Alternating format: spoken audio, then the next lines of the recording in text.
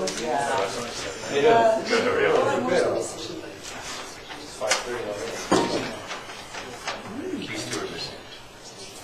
right. Yes.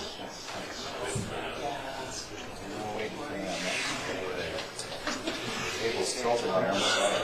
It is. Gotta watch that today. All right, good evening. We'll call the council meeting to order. This beautiful spring day. We have, for the first thing we have to do is motion to adopt the agenda. Second. On adoption, all those in favor? Any opposed? Motion's carried. Then we have minutes for approval, the regular meeting minutes of April 4th. Council meeting minutes for approval. So moved. I'll second.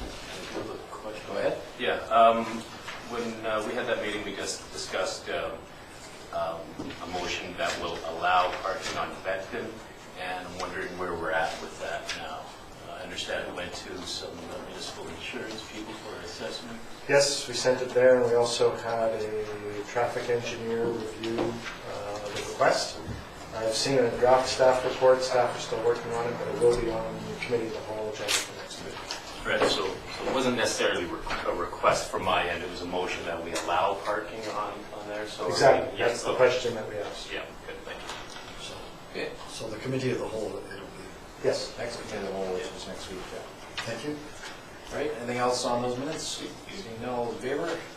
Opposed, motion's carried. Then we have the the public hearing minutes of April 4th for approval. Second. On approval, all those in favor? Any opposed, motion carried. And then we have the special council meeting minutes of April 11th for approval. Second. Approval, then, all those in favor? Motion's carried. We have the manager report for receipt. Second. And all those in favor? Motion's carried. CAO, can you update us on the McLean Trust? There's a hearing held yesterday. It was in the Nanaimo Courthouse. The hearing was it wasn't completed for the day, and it's been now referred to the week of May 28th. Carries on in court. Okay, thank you.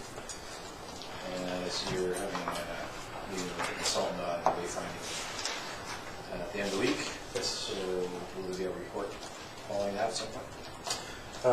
Yes, once they do the on-site field visit, the consultant will generate something for us that we can put forward to council. Okay. Anything else, council, on this question on the manager report?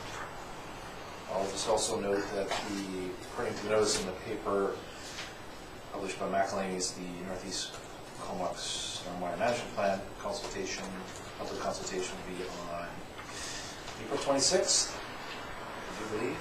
Yes. Starting at 4 o'clock up at Highlands Multipurpose Room. So if you haven't seen that, it's in the paper. And it's a public meeting, so you can attend. All right, yeah. Just a quick question. We are fixed wing search and rescue training facility. Is there any kind of an update coming from there? Well, if you drive by, you'll see that they've broken ground on it, and they're under construction. Right. And this continues to stay on our management report because? Because I think we have to do some sort of resolution or bylaw at some point when the building's completed. Yes. Oh, And that'll be probably a couple of years ago. so that will remain then until that time? Probably. Okay, I think there's a bit more paperwork we have to do, so that's probably not good. I see. And just with that, today, the assistant deputy minister came to the base and was touring around and looking at it, and so all of us were trying to get $1 from her for other projects, so there's definite movement. Texting them? Yeah. I hope so. All right. Yes, Councilman Kinman. This is a sort of side-related question, but Councillor Arnett, you had brought up something a few meetings ago in regards to accommodation to house the incoming folks. Any update on that in regards to the Well, that was my request to her today, is that funding for more housing. We're at capacity there. Hopefully something will work out there. There are a few options. You got extra rooms in your house, don't you? All those waste come? Yes. That's the price. Yes, with the organic waste, this is slightly over a bit how to increase the organic waste being collected. I was reading the letter to the paper and someone was annoyed about not being able to use the biodegradable plastic bags and Right. the recyclable materials too.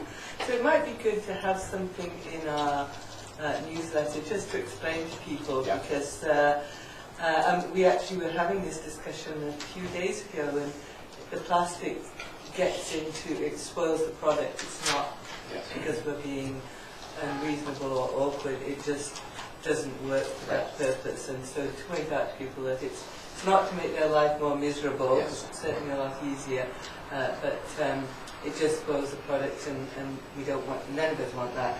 And have you tried, you know, if you wrap it up in newspaper or any Well, there's also little the hints? large paper bags, if you will. Mhm. But saw that letter and I did ask staff yesterday to come up with a reply to actually put it in paper. Oh, lovely, yes. And then we will probably do something in the newsletter too. Great. Bit of a teaching moment, as they say. Mhm. Also about why we don't use plastic bags for recycling. So. Well, that's right, because I would hate people to be discouraged and stop. And so, you know, there's very good reason. Yeah, there's also, the main thing around recycling is contamination. Mhm. So, I know that's quite an issue now because countries like China, who are taking a lot of this material, are getting quite disgruntled with the fact that a lot of it was showing up with a lot of contamination, so they can utilize it. So, because BC's got a pretty good program as a whole, we were still able to ship. Anyway, that's something we have to keep working on as part of our contract. So. Yeah, we'll get some information out there as always. It's always a good reminder. All right, so we'll move on to the next item under unfinished business, which is the rezoning application for 618 and 634 Anderton Road, and staff has brought forward a report. I don't know if there's any particular presentation on that. Assuming not, then it's just a matter of considering their recommendations. And you'll see that the planners have recommended the relocation of garbage bins and other amendments to that effect. And then once if that's given consideration, then the staff are recommending third reading of the zoning amendment and the phase development. So we probably should deal with the wording amendment on the garbage and recycling bins, unless there's other things you'd like to ask the planner about. Go ahead. Yeah, there was a comment that somebody made, and it was running across the street, because there's a beer and wine store across the street, and they anticipate people jumping back and forth. Is there a possibility of that road having a crosswalk there? Would it make sense? Anderton's an arterial road.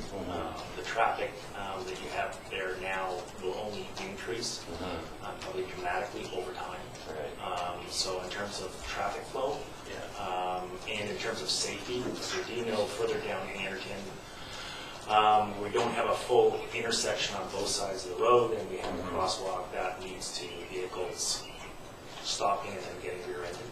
So no, I do not foresee One on Bull. interlock crosswalks. Yeah, there is one on Bull. So with that, with the Bull one, I know my grandkids used to live on Bull, and they would cross the street going over to school towards used to be Aspen School, Village Park? Village Park. Does that remind me? Does that have flashing lights there? No. It doesn't. Okay. Is there a possibility that we can have that in a couple-year plan, that we could have flashing lights? Because there are kids that live on that side that cross over towards the schools. That was our concern. So is that something that we can look at within a year or two, of having some flashing lights there, just to remind people, because that street's going to get busier. There is nothing in the current 5-year capital plan, nor is there anything in our traffic plan at the current time. But I think we're reviewing, are we doing a review soon of the traffic plans? So Yes. that might factor into it. Okay, that's my concerns. Okay. We'll start in terms of pricing and such. Thank you. And someone also brought up a drainage concern. Is that resolved? Is it an issue? In terms of the parking lot area, that will drain into a storm drain, and as well the roof drains. Okay. So that's the majority of the site, the vast majority of the site. Councilor McKinnon? Yes, first, it's nice to see some of the concerns from the public hearing being addressed, and much appreciated there. I have a what-if question for staff, and it's a down-the-road question, and hoping you'll be able to help me out here, is that what would it take through our OCP if the ground floor retail is not filled, or can't be filled by the owners of the development?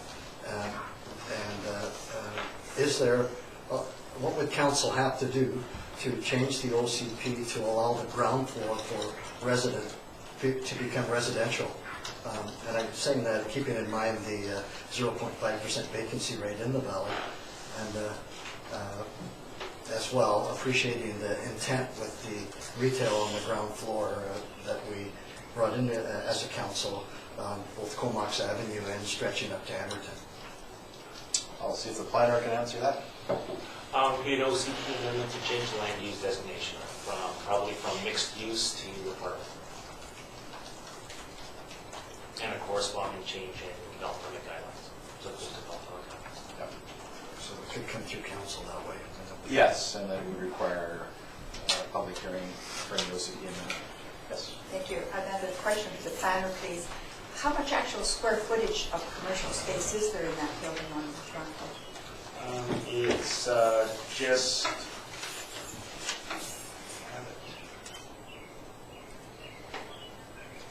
626 square meters. Out of how many? Ground floor, 2,400 square meters. So there's not an actual large amount of commercial space? No, there is an allowance. There's a certain proportion, I think a little over 100 square meters, that's going to be used as an exercise room. There's an allowance for that, for the residents. Thank you. Council in a previous land development in Beckton had to deal with that issue because there was two properties there in Beckton that had not been developed for commercial. Those were commercially zoned properties. So those were rezoned and OCP amendments made to allow mixed use, again, more residential, but still retaining some commercial on that one parcel. So it's not unusual, but I suppose our OCP is relatively fresh, 2011, and the long-term plan is to have more commercial frontages along Anderton as an arterial road. That's why it's in this development as proposed. All right. I just like to make one correction. I think that the exercise area is actually outside of the 628 square meters. 628 square meters of commercial space. Okay. All right. So in terms of questions, are there any further questions for the planner on the report? Seeing none, are you ready to consider the recommendations? I would move number 1. Okay, so number 1 is all the wording changes to do with the recycling and garbage bin locations. Is there a seconder on that? Second. Any further discussion on that? Seeing none, all those in favor? Motion is carried. So, as amended by that amendment, planner is recommending third reading. I would so. That's for the zoning bylaw amendment. Any further discussion? Seeing none, all those in favor? Any opposed? Motion's carried. And also the companion piece, phase development agreement authorization bylaw for third reading. I would so. Second. Moved and seconded. Any further discussion? Seeing none, all those in favor? Motion's carried. So just a reminder to council that remains at third reading. So the same rules that apply after public hearing in terms of further feedback still apply. I understand that there will be further steps taken to get to final adoption. And when do you expect that to happen, Mr. Planner? Typically in these situations, it's anywhere from 4 to 8 months, depending on the legal work. Okay, so there's a bunch of legal work to still happen. Okay, so yeah, we'll leave it at third reading for the time being, and we'll move on to the next item, which is for consideration of third reading of the rezoning application, development permit and variance permit for 1170 Lazo Road. That's the subdivision there, and if you may recall, we had public hearing that. Do that. Okay, and seconder? Second.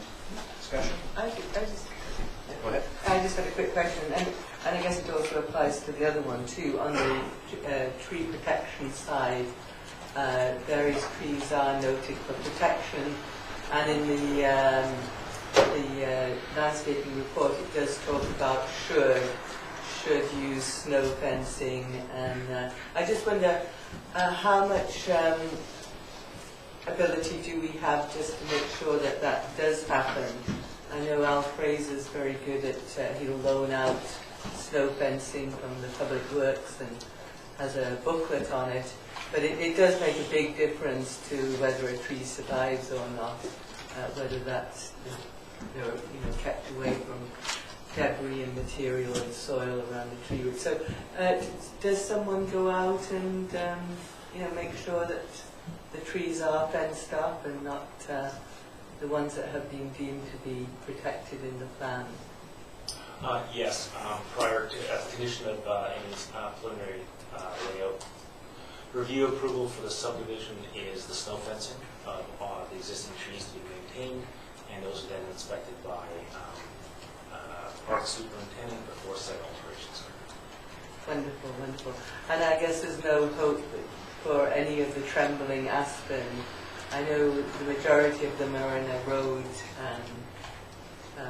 what is proposed to be a roadway, but trembling aspen are getting quite rare. Anyway, I just would be remiss if I did not bring that up. So if there is, I know 2 or 3 of them are in backyards of a couple of the properties. So if there were any opportunities, that would be certainly very nice. Thank you. Right. Councillor McKinnon.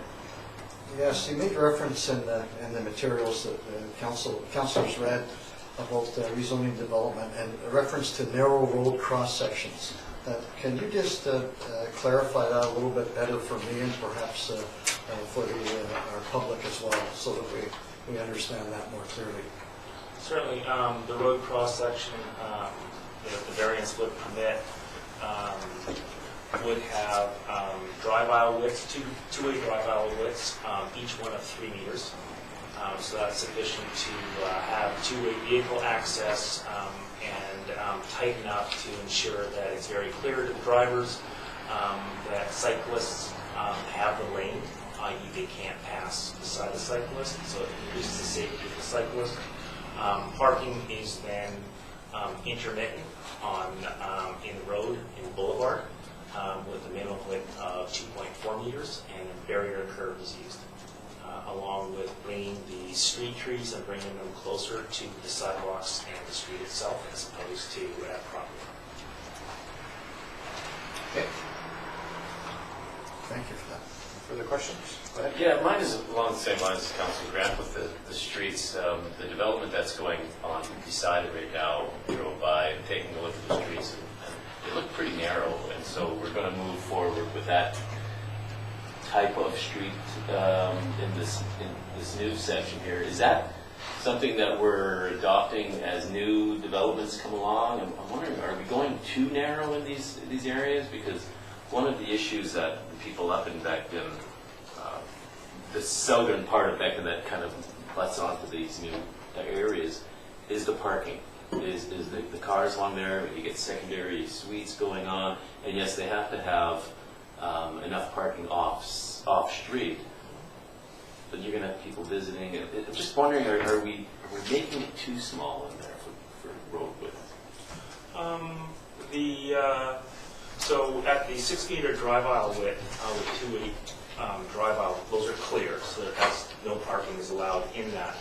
And that will still be wider than if parking is allowed on Becton in the area on the north, where the neighborhood has expressed concerns.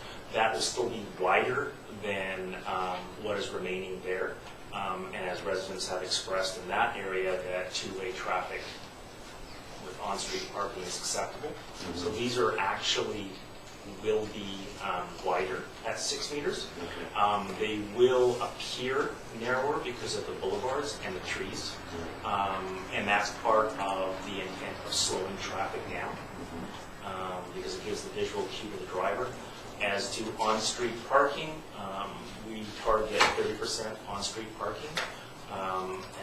Informal sort of qualitative survey of existing subdivisions, we're finding that parking is well under 30% in the evenings. Of course, at certain times of the year, they may exceed that. So in that regard, the concept subdivision sketch at time of subdivision would be amended to expand the allowance of parking so that it had 30% parking. So I believe 5, as opposed to right now, I believe it's only showing 3. Okay. So, and I also understand that there will be, at some point, council input into the review of the subdivision servicing development bylaw as updated, which is on the work plan. So that's obviously an opportunity to discuss some of the pros and cons. Stipulates here that this is to provide traffic calming and improve pedestrian infrastructure and neighborhood aesthetics. And the other thing it does, of course, is less pavement with less infrastructure liability ongoing for the town. Yeah.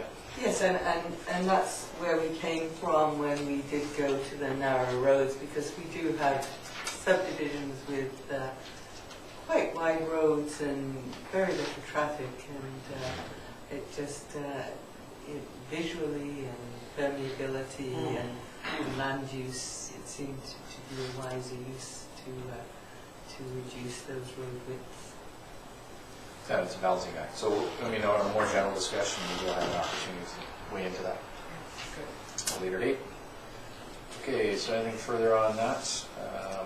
What are we doing here? Haven't voted. So please move third reading of the zoning amendment. It's been moved and seconded. Yes. Okay, any further discussion on that? Seeing none, all those in favor? Motion's carried. And for the phase development agreement for third reading? Move that. Second. Any further discussion? All those in favor? Motion's carried. And I understand that once adoption of these bylaws come forward to us, then we'll also be considering the development variance permit and development permit thereafter.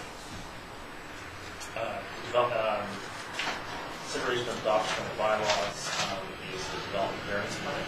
Yeah. And yes, and the development. Okay.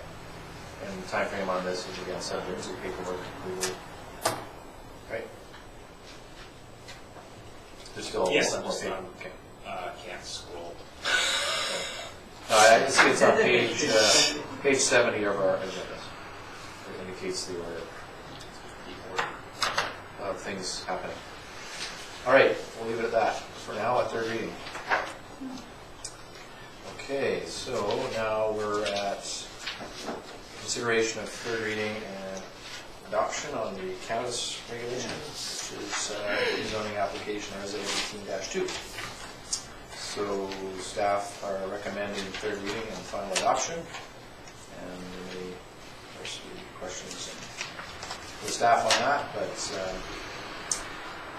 we may have those questions now. Of course, there was some presentation on this issue at ABICC conference this past weekend, and FCM has just released a bit of a guide for municipalities, and also some other publication.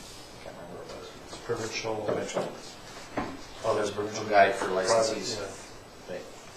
So, do you have questions, comments generally, or Do you want to move it first and We then can do that. for discussion? move third reading? Okay. Move third reading, second. Okay, discussion. So, the big ugly word that a lot of people had concerns with the word ban.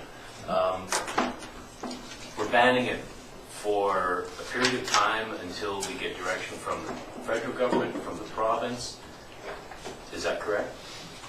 Yeah, I think on page 124 it outlines the procedures. Right. So there'll So, be, sir, so speaking. one of the, I think it was in the March agenda.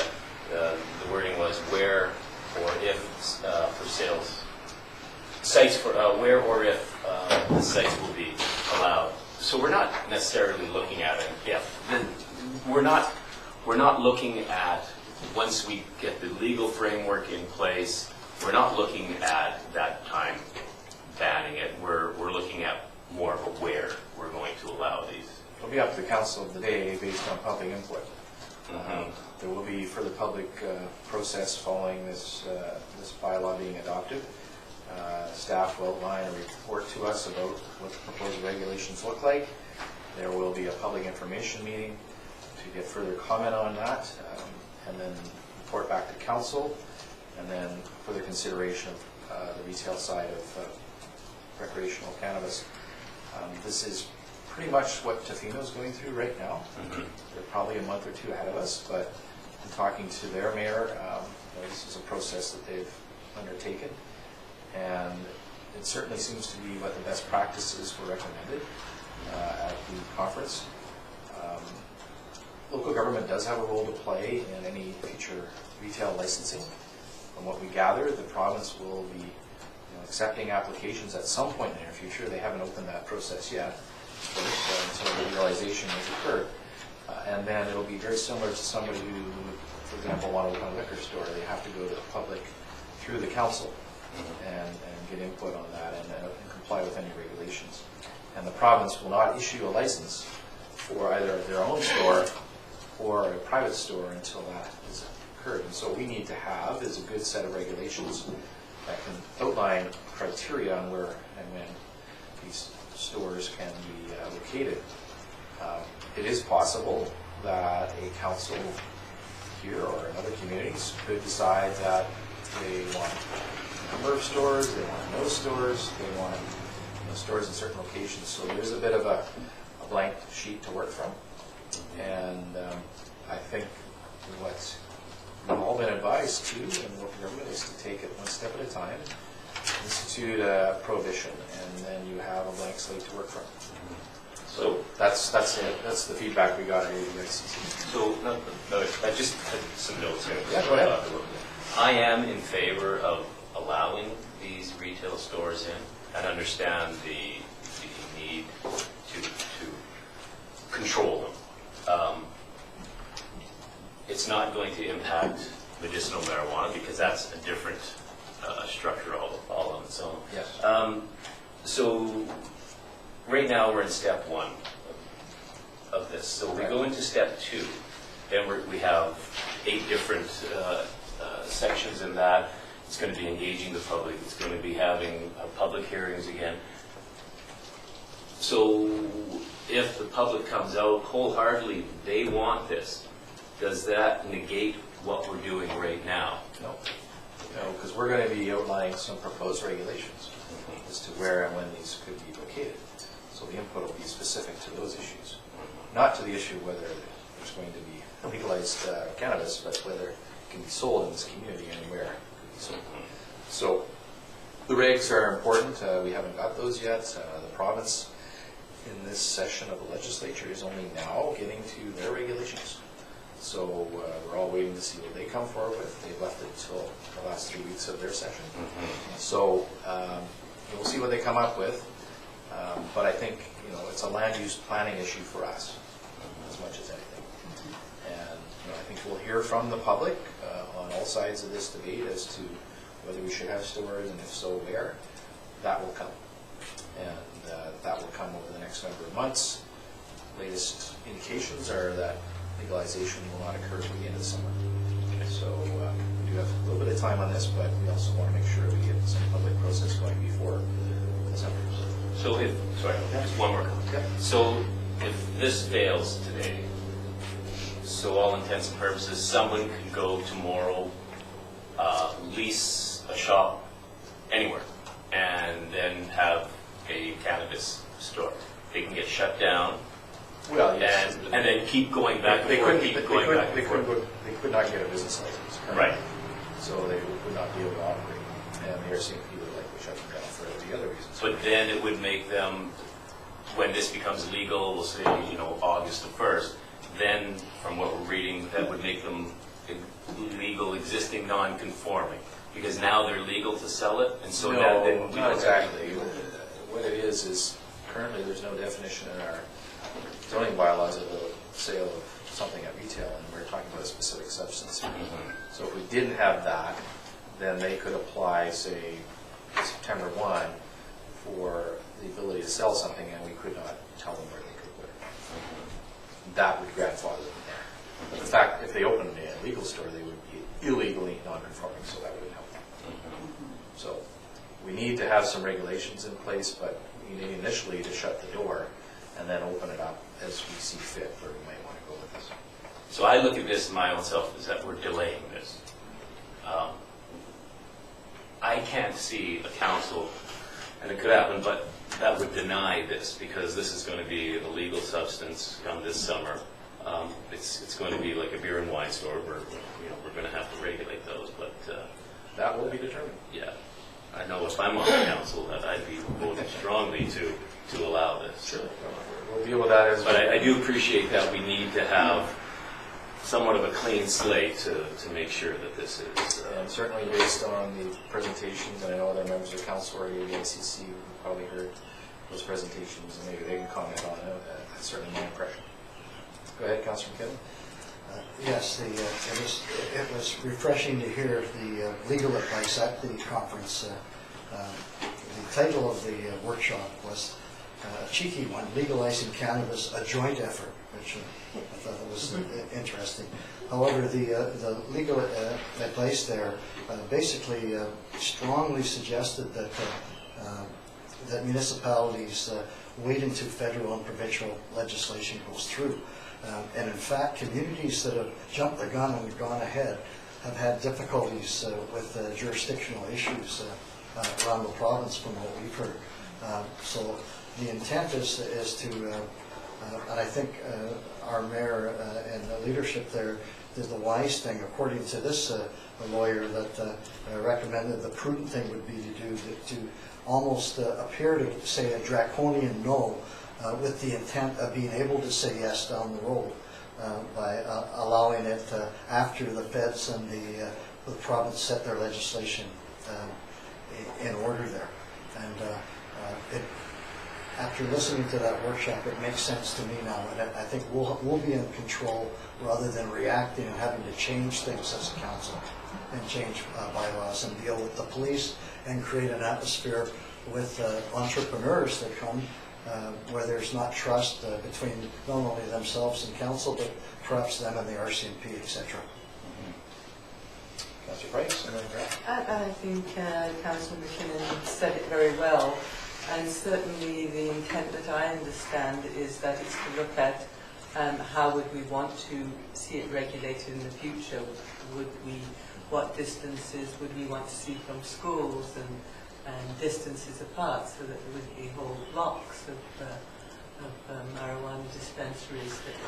And so it's to put some of that regulation into something that's very new and something that we already do with liquor sales.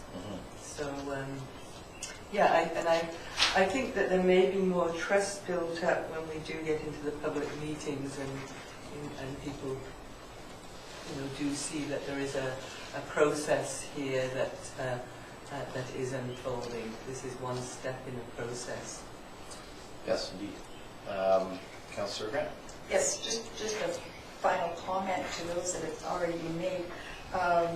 The second speaker at the cannabis presentation was a woman from the province, and her initial recommendation was caution on the part of our municipalities, and then she added the words, this whole process as it sits right now, there's no definition from the federal government and the province trying to put theirs together. She said, when anyone asks me the question as to where it is provincially, federally, her response is always, it's like building a plane as if we were flying it.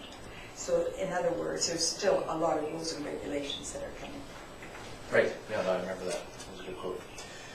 And I know that people in the community are interested in the outcome of this.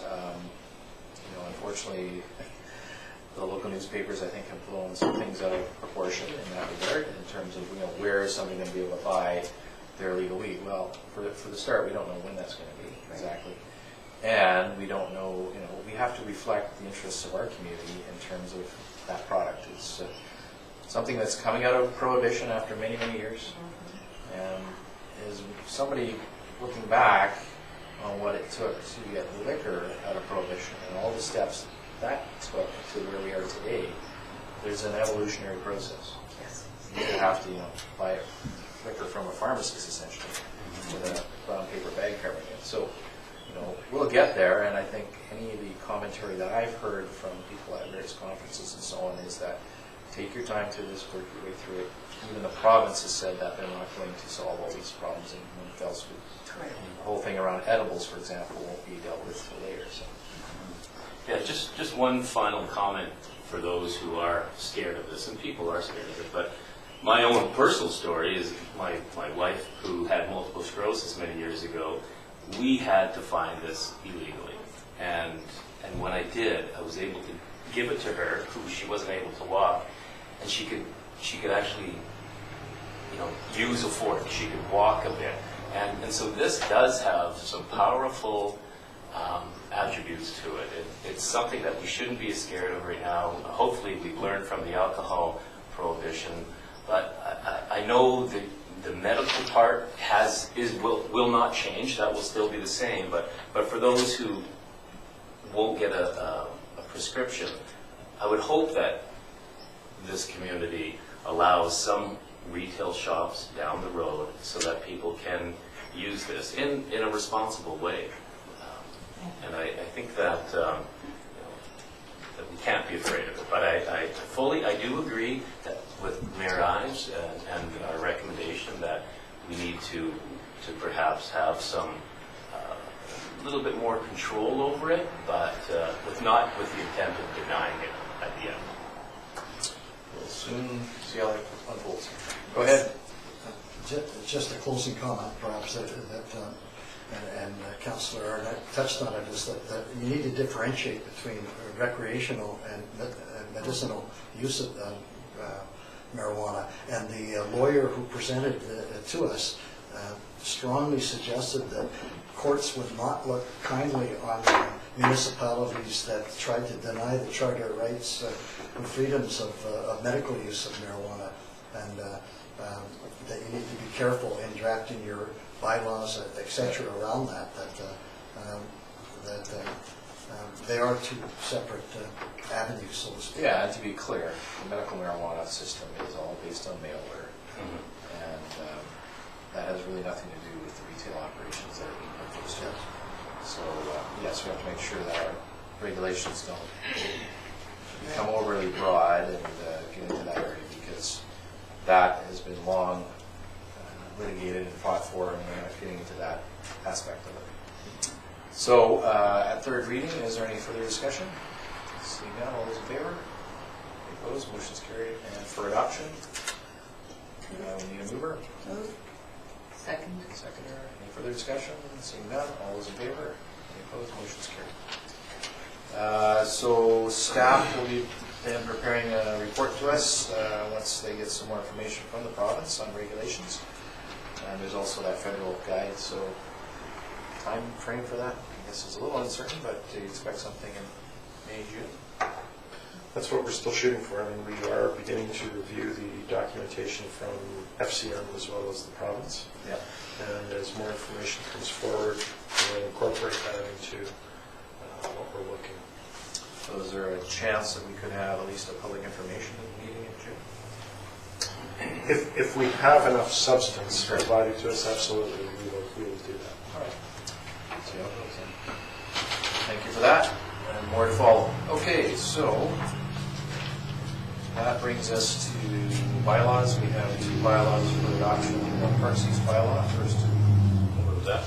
Second. On adoption of that, all those in favor? Opposed, motion's carried. And business regulation bylaw for adoption. So moved. Second.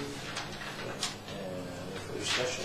Seeing none, all those in favor? I Sorry, go ahead. I do want to make a comment. Yes, go I just want to make sure I got that. Yeah, so I discussed the Parks Use bylaw, which incorporates the vendor bylaw with the BIA at The a mobile meeting. vendor stuff, The yeah. mobile vendor bylaw, yes, the BIA meeting, and they do appreciate the the town willing to share some of the costs that they'll receive for licensing and that with the BIA. And they do like the areas that we've allocated for mobile vending, so we do have support from the BIA on this. Where we're cost sharing it? There was up to 50%. So if we charge the trailer $500 a month, there was discussion in it that 50% could go to BIA. Mhm. Must have missed that slide. Yeah, Sounds good. I slipped that one in. Yeah, it's not going to work out to be a lot, but it's something that will help them move some of the BIA things along. As long as the Blackman's not selling like a hot dog. Yeah, no, and I made sure I discussed it. Well, they all had ample time to make comments, and there was Great. so, All right, thanks for bringing that yeah. to us. Okay, so on adoption of the business regulation bylaw, all those in favor? Any opposed? Motion's carried. All right, no other items on the agenda except reports from members of council. We'll start with Councillor Price. Yes, so I attended the Sewage Commission meeting, and we had an update on the biosolids composting facility expansion, and also an update on the HMCS quadrant project. It is completed now, 200,000 under budget, and it was all paid for by DoD.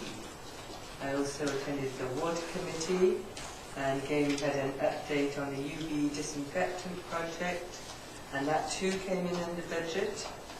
And with the UV now installed, 80% of boil waters will be eliminated, because we're allowing for the, as you know, the 3 NTUs rather than the 1. And people have questioned the filtration, that keeps coming up as a big ticket item, but the UV, as I say, will cover about 80% of it, and also the filtration is a requirement of our permit. We lost the deferral a couple of years ago, and we do not have a choice. And I also attended the Regional District Committee of the Whole, and we do have the office building is moving along, the new CBRD office building. It should be completed, it should be open in the fall of 2019. It's going out to tender and construction around July of this year. I also went to ABICC, and things we've already discussed. There was also a lot of information on the tech community, including how to attract. I took the tour, and there were several presentations also.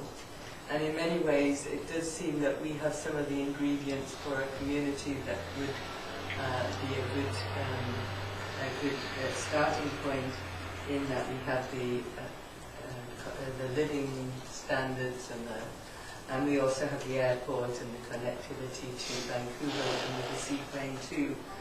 So what was really clear that there is the need for the incubation support, and with groups such as Biotech, and it would seem that it would be a good thing for the economic development to support for the Comox Valley as a whole, to look at getting more activity here.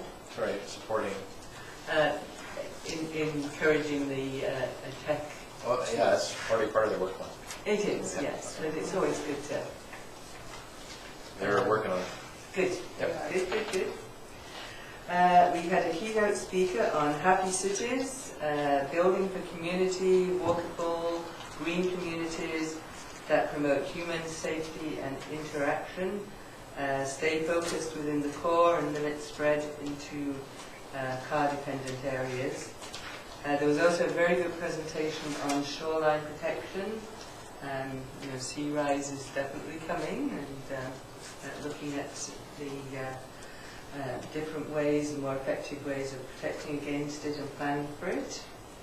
And overall, a great convention, lots of debate, information, and a chance to share and learn with other community leaders. That's my report. And special note to you, you finished your term on the executive as past president of ABICC after many years of service, and 2.5 years as president, is that what it was, or 2 years? Yes, 2.5 years. Congratulations. You did a great job on the resolutions, even though there was a mayor from Comox trying to stir things up. Thank you. Yeah. Here, here. Councillor McKinnon. Yes, I had, in the last couple of weeks, I had a homeless coalition meeting. I too went to the AVICC, and I'm just going to mention the workshops I attended.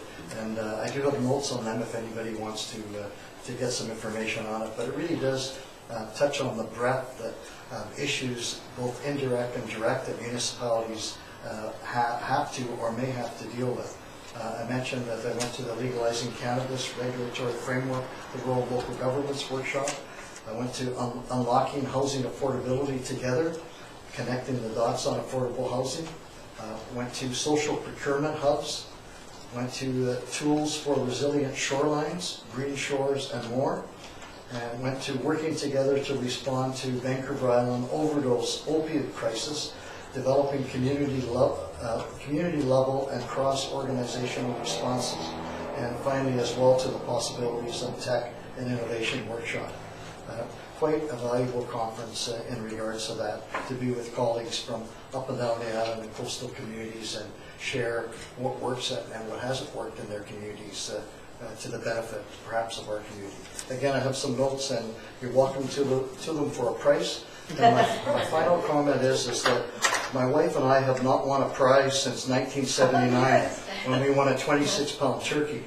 And in the last draw for a prize, which was 10 free ferry rides, very happy to announce that I won the prize for 10 free ferries, and my wife can now go visit her mom who's now in Vancouver, so the right person won as far as I'm concerned. So if you want to come and purchase a lottery ticket with me later this evening, my new nickname is Mr. Lucky. Well, I thought you stacked the odds by having an 10 evaluation. Councillor Grant. I'll make mine very short. I attended the Nanaimo Water Symposium, which was a big eye-opener. I will expand on that later. I think we've had a lot of reports tonight, and I hope to be able to do that because it's a very important bit of information we got from that. I also attended AVICC, and I don't think I could improve on the reports that we've had so far. And I also attended the Comox Senior Board meeting on Monday. So that water symposium, if you wish to actually make a presentation to council. I would like to. We can And schedule that. actually, there's other things I hope to speak to you about before doing so. Yes. Okay, so we'll schedule that in for That would be good. Thank Awesome. you. Councillor Rupp. Yeah, thank you. I attended the BIA, they had a business seminar, and it was all about succession planning for the local businesses. It was well attended. While you guys were gallivanting in Victoria, I was here doing the hard work and did the Courtney Lawn Bowling Club had their opening day on Sunday, and so I was shown how to lawn bowl. Casa Loma had an open house, I think that was Monday, and their looks nice facility. BIA meeting yesterday. Today I had a community council meeting with the Salvation Army, which I sit on, not through council, but for my own, and it was good. And some of the concerns they have is some vandalism that's occurring with their relief trailer that they use for disasters. They bring this trailer that's been getting vandalized, trailer slashed, propane tanks being stolen, and the illegal dumping that the record has reported on. And so they're looking for ways to prevent those things. They do such a good thing for the community. Yeah, there's a good article in the paper on it. Yeah. So that's all I have. Well, the CAO wanted me to remind you to hand back the key to the town that they left you with. So after the meeting, we can give that back. Yeah. Because we were all gone. You were in. Yeah, I was in. Yeah, I was waiting for the nuclear codes. They didn't come. All right, so I'll just report on a few things. On the 5th of April, I attended, along with many other Rotarians, the celebration of Rotary. The Rotary Vice President of Rotary International was there, and it was a very good presentation. Our very own Councillor Mark Grant spoke to her special role in local Rotary lore of being the first female member inducted into a club, and gave a great presentation. And Marie Jordan also spoke to her role as involvement with the Rotary and organization, which preceded all that. So That's, what, 30 years ago now? That It happened? was 30 years ago. So, Couldn't be. I'm only 29. in any event, great presentation, great evening, and lots of fun. Attended a meeting along with other mayors and community leaders on the 2019 Air Show, which is scheduled tentatively for August 17th. The Air Show group is looking for more community involvement and in particular sponsorship to bring it on. They're going to present at the regional district and then possibly at each of their councils about what they're looking for. And we've encouraged them also to look at the destination marketing fund that's generated through hotel tax. So the work on that is well underway for 2019. I went to Nanaimo last Wednesday morning early for the Western Business Outlook put on by the Conference Board of Canada. Generally positive perspectives on what economies of the world and national and provincially are, and also some focus on some Nanaimo and Mid-Island specific success stories. Recently there was an announcement around bringing in, I guess it's a barge or something that brings in European cars, and they're going to transship them out of Nanaimo. So that's a good news story. Of course, they're going to be building a hotel next to the conference center there, so that's also some good news for Nanaimo, which could use them. They had a bit of a tough go of it maybe, so anyway, it was well attended. ABICC, as mentioned, probably in much of the same detail. I also attended as part of that the Mayor's Caucus Forum, which had the mayors from Vancouver Island Coastal Communities there, and we talked about a number of issues. We had a presentation on Aboriginal homelessness, which was quite shocking. There's some of the facts and figures on that, but they're working on some solutions there. There's a coalition involved for that on the island. We also had a potpourri of issues around everything from CAO evaluation to the impact of the employer's health tax that's come in, to what else do we talk about? I guess cannabis regulation. So that's where we got some more information about what other communities are doing. And yeah, just generally sharing of ideas. Council compensation is always one you may not be aware, but for I think 2019 and onwards, there'll be elimination of the 1/3 expense allowance.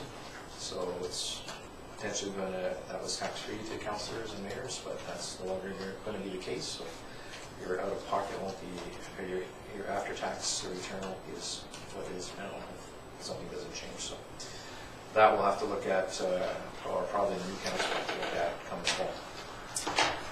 Other things on Monday. On Monday was a busy day. We had the Purple Ribbon campaign, the Peace Begins at Home event put on by the Transition Society. We hosted the leader of the official opposition down here at the Sale Buildings for a roundtable discussion on the budget for 2018. Also participated in a teleconference with the Recycle BC Advisory Committee, and good progress being made there on all fronts. There's going to be more stuff coming out of that. They're bringing on more communities into that system now. They've got a better system for doing that. And they've also managed to sort out a deal with the newspaper industry, which was a holdout. So that's good news on all those fronts. And yeah, more efforts to do more recycling, more items. Everything from coffee pods to the netting that goes around onions and potatoes. They're seeing more of that. So more work on that. An upcoming meeting will allow me to go over to Vancouver and get a tour of what's the facility called Merlin Plastics, which is doing a lot of that stuff. And yeah, there's generally the message is to stores and retailers is to try to reduce the amount of packaging that can't be recycled. Right? And so that's the move. I think there's a private members building proposed around those coffee pods as well, so we'll see what comes out of that. One thing I mentioned to the people on the conference call was that in our Comox Valley community, there's still a misunderstanding around glass, styrofoam, and plastic bags. Maybe not enough awareness around the fact that you can go to the bottle depot and recycle that. So I've asked staff to consider including some of that information in the newsletter. And Recycle BC has offered perhaps to do a bit of a pilot project for us to re-emphasize that. Because, of course, you can't do it at the curbside. If you do, it contaminates the loads. So the more we can get people going to the right place, the better. Attended the wine and cheese at the Canceloma, former mayor of Tofino, was the general manager there. What was the former mayor? I was in there for one term, or half a term. Speaking of that, the current mayor of Tofino will be the guest speaker, I understand, at our upcoming AGM for economic development in May 24th. And she's going to talk about something that's talked about here, which is the regulation of Airbnb and short-term accommodations, which they've done in Tofino. So that'll be interesting. Can I just ask a quick recycling question? Given that it's gardening time and all the gardening pots that we can now put out, do they have to be washed? Yeah, ideally, as much material that can be removed, the better. But not put in the dishwasher, but just a quick... Yeah, always do. Okay, but to be cleaned is the... Yeah. Okay. Yeah, I know they talk about peanut butter jars, that a glob of peanut butter like that can ruin a whole load of newspaper and stuff. It just gets in there, so I just wash it out, but yeah, it doesn't have to be squeaky. And then this afternoon, the auditors were in town hall just doing their final touch-up, and of course they do the interview with the mayor, and they'll be presenting the audit here on May 9th, I understand. Director of Finance. You've still got hair left, so that's a good sign. It's the light at the end of the tunnel. Yes. The previous finance director didn't have any hair left.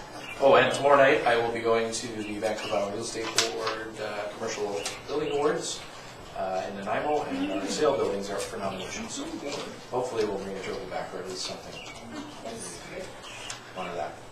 And this Saturday we'll go back down to Nanaimo again for the top 20 under 40. So hopefully we'll have some local flavor for those top 20. All right, that's my report. For that, any media questions? Public questions? Yes, sir. Sorry, I didn't get with me. I live right beside the development right at the Cornell Industrial. Yes. Did I miss the talk on that? Because I got a letter saying there was going to be a talk about it, and did this happen? And I just missed it. Yes, we've I given missed it the lot number, or I didn't know the lot a number. lot of No, No, that is the... that's at the other end. That's Lazo and Subdivision. Oh, the 9-lot subdivision. Yeah, sorry. Sorry, that variance That's has not coming been until next. postponed. It'll come to the next meeting, I believe. May 16th, I heard. Yeah. Well, we learned something anyway. Sorry, yes. So there's questions I had ahead of time. Would I direct that ahead of time? Yes, to your planner. Yeah, sure. Yeah. Thank you. Thank you. So It's the we'll 9 lots. connect you with our plan. Yeah. Sorry, I thought you were referring to the subdivision. No, that's all right. Man, it's a teachable moment, as I say. A future councillor. Yeah. There you go. All right.